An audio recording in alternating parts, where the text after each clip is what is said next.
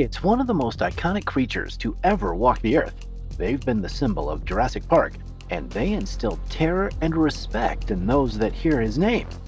Prehistoric power at its peak, instantly recognizable by name, silhouette, and snarl. Tyrannosaurus Rex. But with all of this said and done, there's a fact that most people ignore. There wasn't only one T-Rex.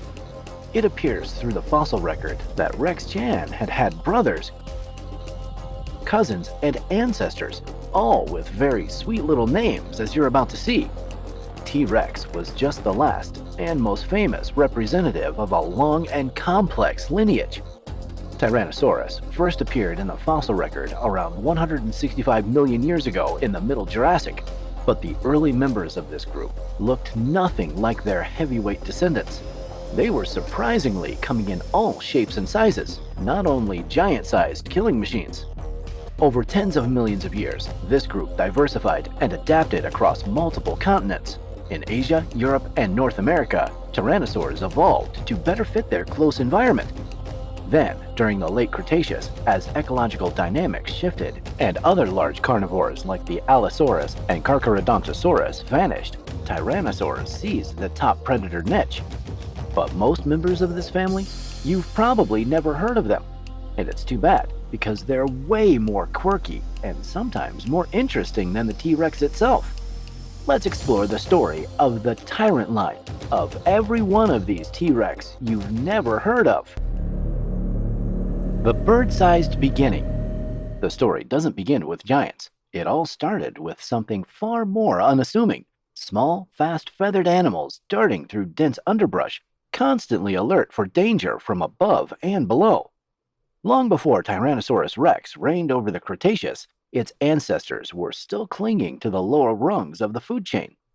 One of the earliest of these was Guanlong, a small tyrannosaur that lived around 125 million years ago in what is now northeastern China.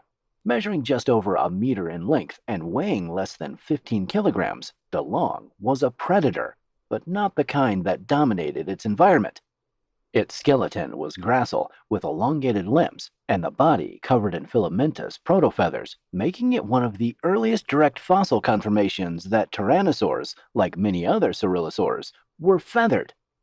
These simple hair-like filaments were likely used for insulation, a trait advantageous in the seasonally cool climate of the Yixian Formation, where Guanlong was discovered. It may have also used its feathers for thermal regulation or display, though the latter remains speculative. The presence of feathers places Guanlong firmly within the broader evolutionary context that links non-avian dinosaurs with modern birds. Despite its modest appearance, Guanlong carried the anatomical seeds of a future superpredator. Its teeth were already D-shaped in cross-section, a defining feature that would persist in its descendants. Its tail was stiffened with elongated vertebral processes for high-speed balance, and its skull, though lightly built, suggested overlapping visual fields, binocular vision, a rare and advanced trait in theropods that supports predation strategies based on depth perception and accuracy. But Guanlong wasn't alone, nor was it safe. During this period, the ecosystems of northeastern Asia were teeming with life and danger. Dominating the food chain were larger predators like Sinraptor, a massive carnosaur from the Allosaurid lineage that could grow over 7 meters long. The Allosaurids were the true apex hunters of the Jurassic and early Cretaceous. Armed with large skulls, serrated teeth, and deep chests powered by massive limb muscles. Built for overpowering prey through force, and they likely preyed on, or at the very least outcompeted, smaller theropods like Guanlong whenever their territories overlapped. In some regions, Chilantosaurus, another large allosaurid, may have played a similar role. Over 11 meters long, likely capable of hunting large herbivores and small carnivores alike. Other regional giants, such as Yangchuanosaurus, roamed slightly earlier but were part of the same ecological tradition, robust carnivores whose presence kept early tyrannosaurs in check, forcing them into secondary roles, scavenging, hunting small prey, and staying out of sight for now. Another contender in this predator-rich landscape was Psittacosaurus. Though not a direct threat because of its herbivore diet, it played an important role in shaping the prey base. For small tyrannosaurs, hunting or scavenging Psittacosaurus hatchlings may have offered sustenance, but their adults were far too large and well defended to take on without significant risk, especially with predators lurking nearby. So this was a crowded, dangerous world. Not enough space for tyrannosaurids like DeLong to take a bigger place. And roughly 10 million years earlier, during the late Jurassic, another early Tyrannosaurus was already testing the blueprint. Guanlong wukei, discovered in the Shishigu Formation of the Jungar Basin, lived around 160 million years ago and reached about 3 meters in length. Like DeLong, Guanlong had D-shaped teeth and a long tail adapted for balance, but it also sported an elaborate cranial crest, thin and tall, running along the snout. It likely wasn't strong enough for combat, suggesting a role in visual display, possibly for sexual selection or interspecies recognition.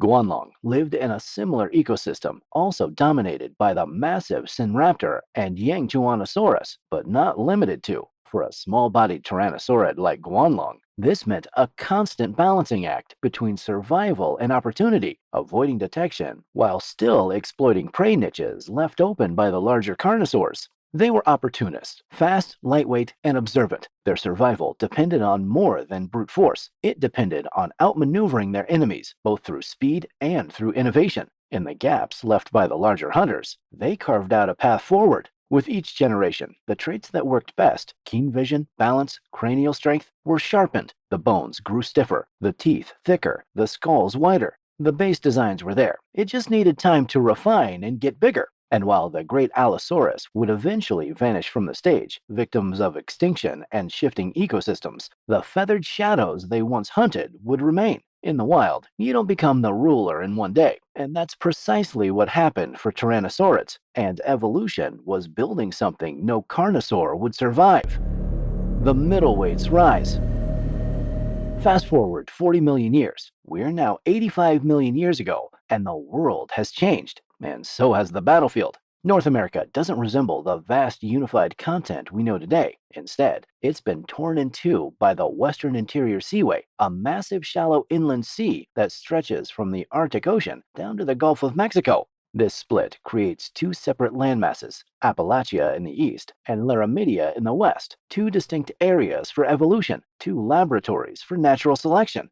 On the western stage, Laramidia, the Tyrannosaurid began to transform. No longer feathered shadows lurking, they are now stepping into power. Allosaurids and Carcharodontosaurids have now disappeared from this landscape, victims of extinction pulses and ecological turnover. And in the evolutionary vacuum they've left behind, tyrannosaurs rise to fill the role they were built for, but couldn't express fully. The first clear sign of this new era comes with Lythronax eriestus, a name that means Gore King. Talk about a nickname. Discovered in southern Utah and dated to about 80 million years ago, Lythronax is the oldest known member of the true Tyrannosaurid family. It reaches about 8 meters in length and already possesses many of the traits that would define the group's most formidable members. Short skull, deep and broad, especially toward the rear, a structural adaptation that supports incredible bite force and enhanced binocular vision. Unlike its earlier ancestors with long, narrow snouts, Lythronax shows that tyrannosaurs had begun evolving their signature skull shape far earlier than once believed.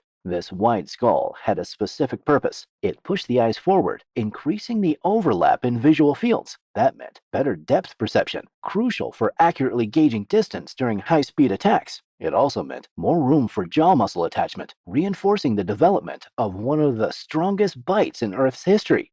Lythronax wasn't a giant by later standards, but it didn't need to be. It had the tools of a killer and the ecology of a king. In the ecosystems of late Cretaceous southern Laramidia, it likely sat near the top of the food chain, and he wasn't sitting alone on that throne. Roughly 5 million years later, another tyrannosaurid appears in the same region, Teratophonius curiae. Its name translates to monstrous murderer, which is a lovely nickname as well. And while Lythronax was bigger built, Teratophonius was compact, muscular, and efficient. The skull was lower and more streamlined, suggesting different prey preferences or possibly adaptations for more maneuverability in more forested floodplain habitats.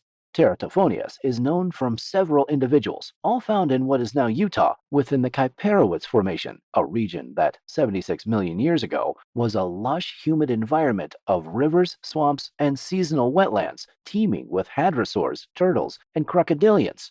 Teratophonius was especially well adapted, and it thrived. Its skull and powerful jaw point to a predator that killed quickly and efficiently, possibly ambushing prey along riverbanks or thickets of conifers. Its proportions suggest a low center of gravity, ideal for balance and quick directional changes during pursuit or close quarters combat. In the absence of larger theropods, Teratophonius was a specialization. No need to be bigger if no food comes on the table. And then comes the bruiser, Daspletosaurus torosus, found further north in Alberta's Dinosaur Park Formation and dated to roughly the same time, pushes the Tyrannosaur body plan even closer to its final form.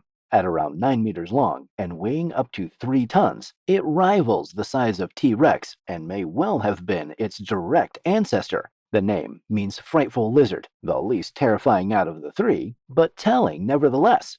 Built similarly to its cousins, what sets it apart wasn't just its bigger frame, it's the evidence of violence. Many fossil specimens show signs of healed injuries, puncture wounds, gouges, and deep lesions in the facial bones. These marks almost certainly came from other Daspletosaurus individuals. This is rare enough behavior to mention in the fossil record, and it hints at complex social interactions, possibly ritual combat, territorial disputes, or dominance hierarchies. Whatever the cause, these tyrannosaurs weren't just hunting. Given the nature of the wounds, only other apex predators could inflict such injuries. It was fighting, probably with its own kind as well. And the violence wasn't limited to direct competition like the adults. One fossilized juvenile shows similar injuries, suggesting that aggression may have been a factor even among younger individuals. They were bold, assertive, and possibly hierarchical brawlers by nature and necessity.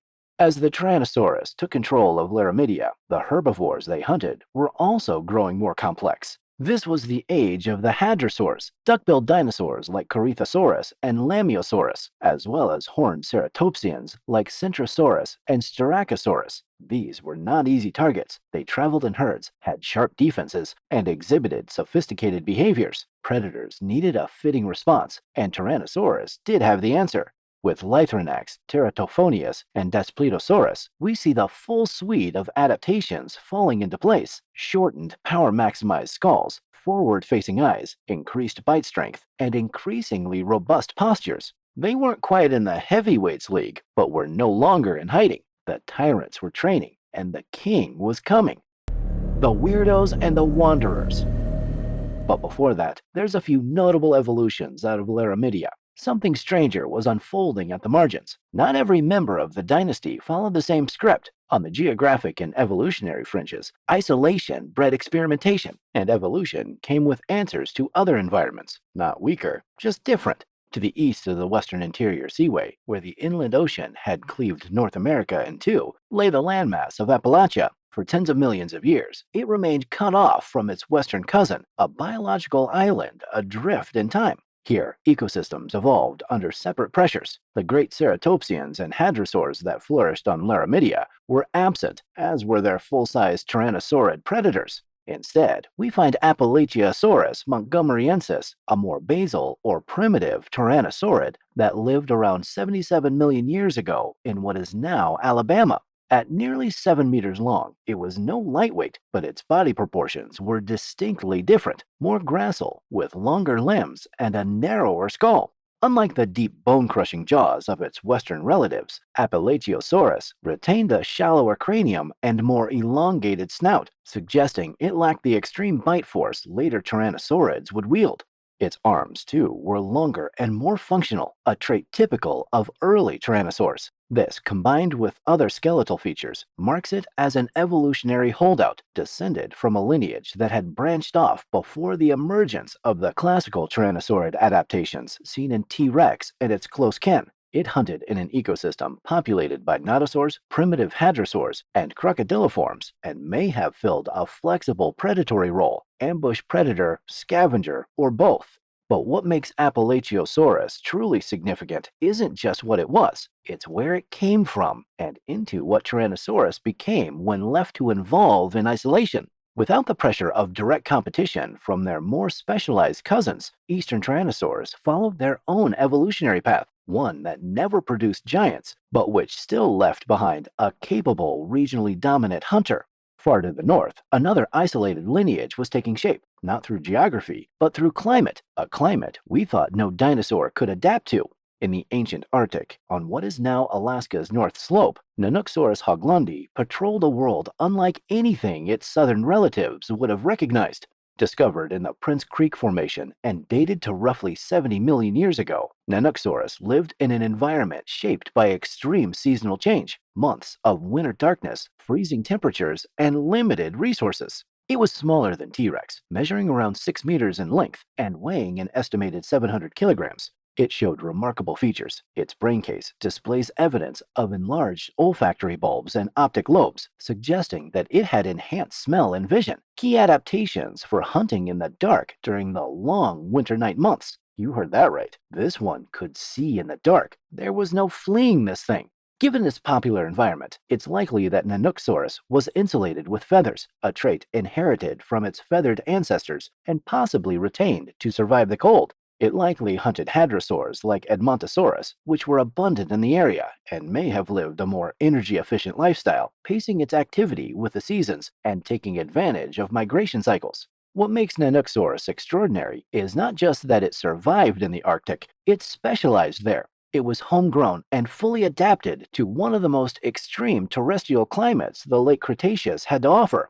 There also was a third weirdo. Farther south, in what is now the American Southwest, another offbeat predator emerges from the fossil record. Its name, Beastahevosaur coelii, is as tangled as its anatomy. Discovered in the Bisti denizen wilderness of New Mexico and dating to around 74 million years ago, Beastahevosaur translates to destroyer of beastie, the area it was found in. This species represents a curious blend of traits, both advanced and ancestral. At around 9 meters long, it was comparable in size to Daspletosaurus, but with a distinctively short and deep skull, one that suggests powerful, focused bite mechanics. Yet Beastahevosaur retains some primitive features as well, such as aspects of its palate and limb structure that hint at a complex evolutionary history. It lived in a semi-tropical environment dominated by river channels and coastal wetlands, where it likely preyed on hadrosaurs and other medium-sized herbivores. Its placement in the Tyrannosaurid family tree has been debated, but recent analyses suggest it may have been part of a southern radiation of tyrannosaurs, distinct from the northern lineages evolving in Alberta and Montana. In other words, Beastahevosaur wasn't a close ancestor of T.Rex. It may have belonged to a separate evolutionary branch entirely, following its own developmental rules in the warm, swampy lowlands of southern Laramidia. Apalachiosaurus, Nanooksaurus, Beastahevosaur, they were rulers in their own right, kings of constrained kingdoms, evolving in parallel to the better-known giants, all shaped by climate, geography, isolation, and necessity. This wasn't one road leading to T.Rex. It was a tangled map of adaptations, each one carving out a temporary throne, because evolution doesn't build one king, it builds dynasties, branching, overlapping, and fiercely local. And in the forgotten corners of the continent, the tyrants never stopped ruling. The feathered monster that shouldn't exist.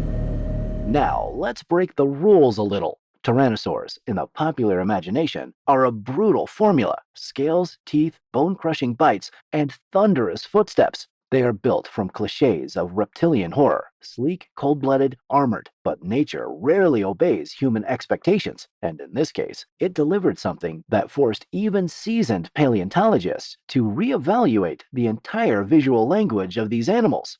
Tyrannosaurus huili. The name means beautiful feathered tyrant, and as paradoxical as that sounds, it fits. Discovered in Liaoning Province, China, and described in 2012, Tyrannosaurus lived roughly 125 million years ago during the early Cretaceous. It stood around 3 meters tall at the hip, stretched over 9 meters in length, and weighed up to 1.5 tons, making it not only the largest known feathered dinosaur, but the largest feathered animal of any kind to have ever existed. This wasn't a scaled-down predator like Dalong, nor a gracile sprinter like Guanlong. Tyrannosaurus was massive. Its size is comparable to some of the later tyrannosaurids, and yet, from snout to tail, it was cloaked in a filamentous coat of feathers. These weren't merely speculative fluff, but actual fossilized impressions, long filament-like structures up to 20 centimeters in length, preserved across the body, including the arms, pelvis, and neck. Not aerodynamic flight feathers, though. They lacked veins or asymmetrical shafts. Instead, they were simple, unbranched filaments,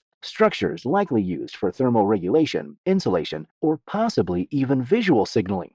The fact that such an enormous animal retained a full feather covering suggests that feathers were far more deeply embedded in the Tyrannosaur lineage than previously assumed. This wasn't a rare adaptation. More surprisingly, Eutyrannus didn't just defy expectations, it filled a crucial evolutionary gap. Before its discovery, feathered dinosaurs were almost exclusively small-bodied. There was an implicit assumption in paleontology that as dinosaurs increased in size, they lost the need for feather-like structures. Just as elephants and rhinos today shed fur in favor of heat dissipation, it was believed that large dinosaurs had little use for insulation. Eutyrannus changed that. It lived in a relatively temperate to cool climate, with seasonal variation and lower average temperatures than the equatorial environments associated with later tyrannosaurs. Its feathers may have provided critical thermal protection during cold seasons, suggesting that even among large-bodied predators, feathers had functional value. Anatomically, Eutyrannus straddles the line between early and advanced tyrannosaurids. It possessed a proportionally long skull with numerous fenestrae openings to reduce weight, and its premaxillary teeth were D-shaped in cross-section, classic tyrannosaur traits. The forelimbs, while more developed than in later members of the group, were already beginning to reduce in complexity, foreshadowing the highly abbreviated arms of T.Rex. The pelvis and hind limbs suggest a powerful runner, though its sheer mass likely limited it to bursts of speed or ambush-style attacks. Despite all this, Eutyrannus is not classified within the true Tyrannosaurids. It sits just outside the core family, a close cousin, rather than a direct ancestor. But that distinction, while taxonomically important, doesn't blunt its evolutionary impact because it proves something that had only been inferred before. Feathers weren't a fringe trait. They weren't just for small-bodied coelosaurs or early experiments that faded away. They were embedded in the tyrant blueprint. And with Eutyrannus, we see just how strange and diverse that blueprint could become. It wasn't a chicken. It was a feathered freight train with teeth the length of steak knives and claws built for grasping. It shattered the boundary between what we thought tyrannosaurs could be and what they actually were. More than anything, Eutyrannus is a reminder that the tyrant lineage was never a straight road. It wasn't all scales and snarls. It wasn't all brute force and dry-boned roars echoing across dusty floodplains. Sometimes it was strange, cold, or even beautiful. And some other times it was fluffy, because even at their most terrifying, tyrannosaurs never stopped evolving. The shadow between giants.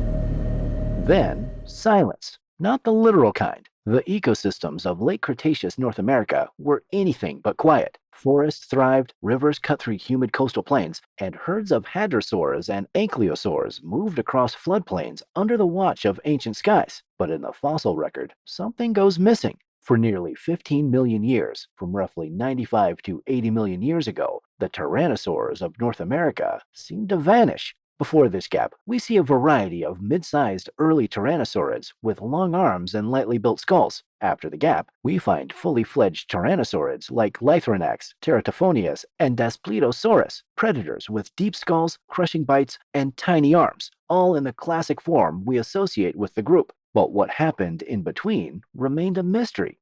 No fossils, no transitional forms, no clues. It was as if the lineage had disappeared, only to reappear fully transformed. For decades, paleontologists referred to this absence as a ghost lineage, a predicted evolutionary span where tyrannosaurs must have existed based on genetic and anatomical evidence, but from which no physical remains had yet been found. That changed in 2019. In the Badlands of Utah, buried in the sediments dated to around 96 million years ago, scientists uncovered the fossilized remains of a new species, Moros intrepidus, a name that translates to harbinger of doom. Oh man, I love these names. Moros wasn't a giant. It stood about 1.2 meters at the hip, roughly human height, and was likely under 2 meters in total length. Its estimated weight was a mere 78 kilograms, closer to a greyhound than a grizzly, but its importance has nothing to do with size. The fossil, which includes parts of the hind limb and teeth, dates to the Cenomanian stage of the late Cretaceous, approximately 96 million years ago, right in the middle of the Tyrannosaur ghost gap, and its anatomy tells a story.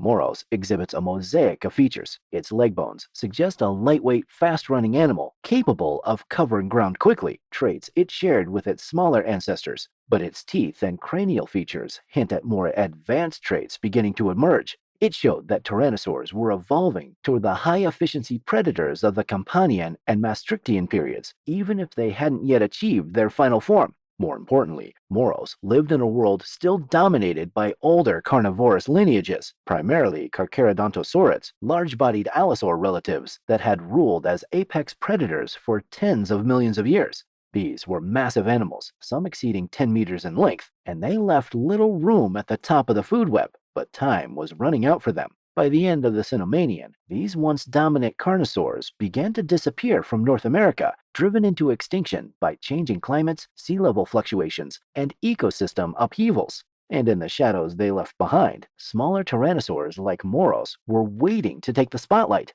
The fossils of Moros show remarkable adaptation for persistence. It was a hunter of small prey, but more than that, it was a foundation. Its descendants would double, triple, quadruple in size over the next 15 million years. Their skulls would deepen, their bites would strengthen, and their arms would shrink into near useless vestiges. The connection tissue between the fleet-footed predators of the early Cretaceous and the massive bone crushers that would one day rule the continent. It is proof that tyrannosaurs didn't vanish during the mid-Cretaceous. They were evolving in the shadows, holding on, refining, preparing. It is quite literally a ghost bridge between the middleweights and the king, a signal that the tyrants were coming. The rise was slow and quiet until one day the world was ready for their final form, and that form would shake the earth. The final roar. And then, finally, the crown. After more than 100 million years of gradual adaptation, the Tyrannosaur lineage reached its apex. Now is its masterwork, Tyrannosaurus rex. The name alone vibrates with cultural resonance, but the reality is even more formidable than the myth. T.Rex emerged around 68 million years ago and dominated western North America until the very end of the Cretaceous. During the Chicxulub mass extinction, that's a shortened reign for a king that could have ruled for millions of years to come. It was the largest tyrannosaurid and among the largest terrestrial carnivores ever to live. Over 12 meters long from snout to tail, up to 4 meters tall at the hip, a mass approaching 9 tons. Its skull alone could exceed 1.5 meters, housing some of the most robust teeth in the history of vertebrate life, some reaching 30 centimeters in length, curved and serrated for tearing through flesh and pulverizing bone.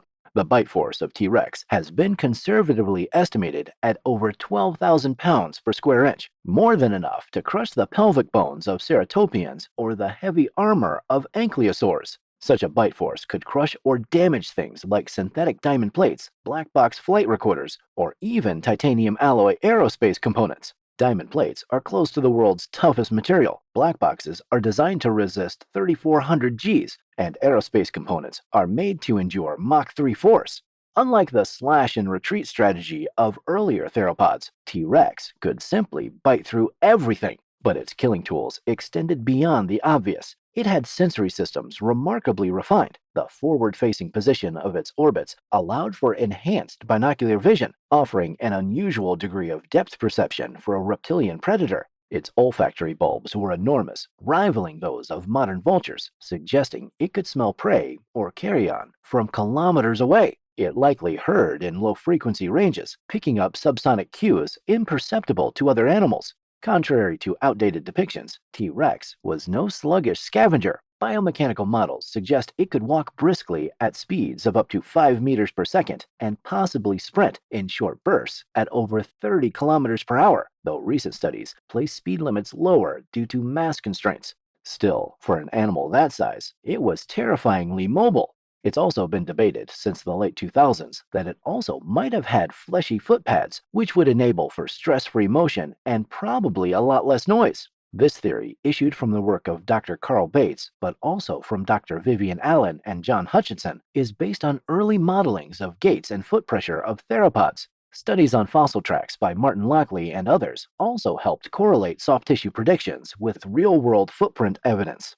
It hasn't quite been proven yet in this direction as comparative anatomy studies with birds. The last living theropods shows they all have fleshy digital and metatarsal pads. Its arms, while famously small, were not vestigial. Each was over 1 meter long, muscular, and tipped with claws the size of daggers, and were probably able to lift around 180 kilograms. They may have been used to hold prey in place during feeding or for leverage while rising from rest. The reduced size wasn't a flaw, it was an evolutionary trade-off, shifting resources toward the massive skull and neck muscles that defined its killing strategy.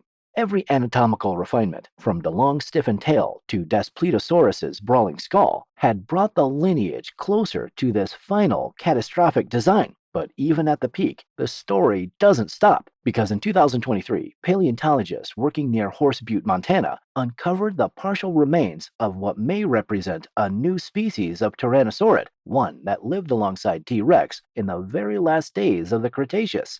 Though the fossils are fragmentary, early analyses indicate key differences in skull proportions and dental morphology compared to T.Rex. The remains include elements of the maxilla and dentary that suggest a narrower snout and postcranial differences that hint at alternative body proportions. The specimen has yet to be formally named, but in the meantime, it's given a placeholder, the Horse Butte tyrant. Can't wait to get the final name.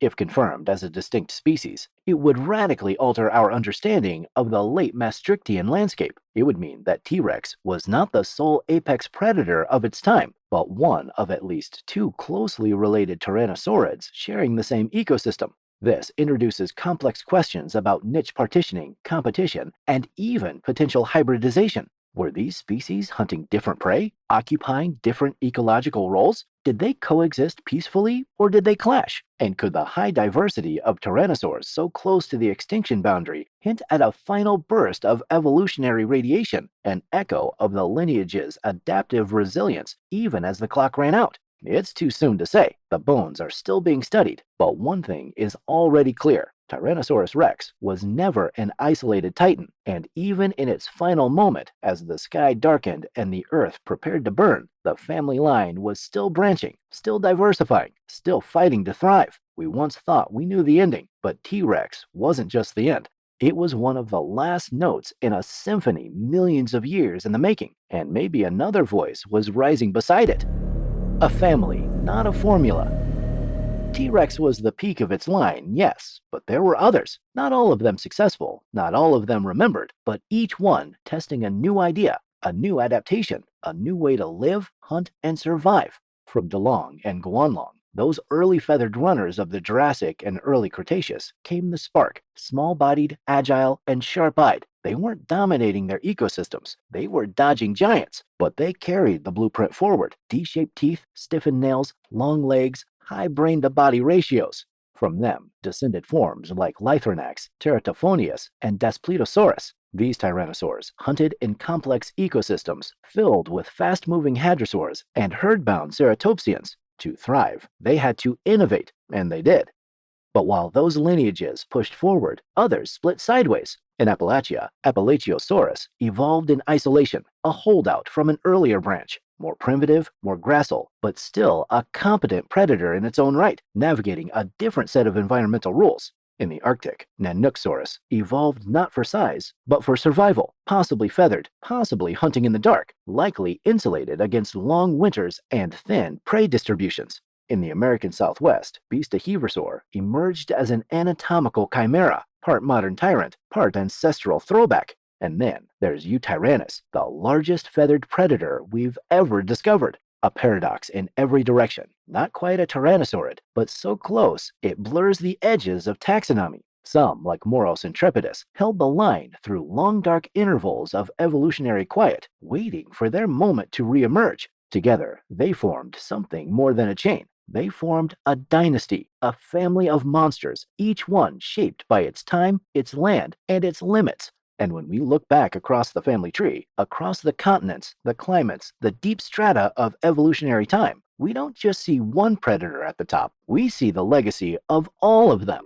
T-Rex didn't rise alone. It walked in the footprints of many relatives, early runners, frostbitten hunters, blunt force legends. Some ruled for moments, others left marks in the rock, and every time we dig deeper, the story gets louder, stranger, and harder to predict. Thanks for sticking around. If this reshaped how you saw the so-called king, give it a like. Subscribe for more forgotten giants, more ancient drama, more echoes in stone, and tell us which of these lost tyrants deserves its own spotlight. The most liked comment on this video will get its very own episode. Until next time, keep listening to the echoes.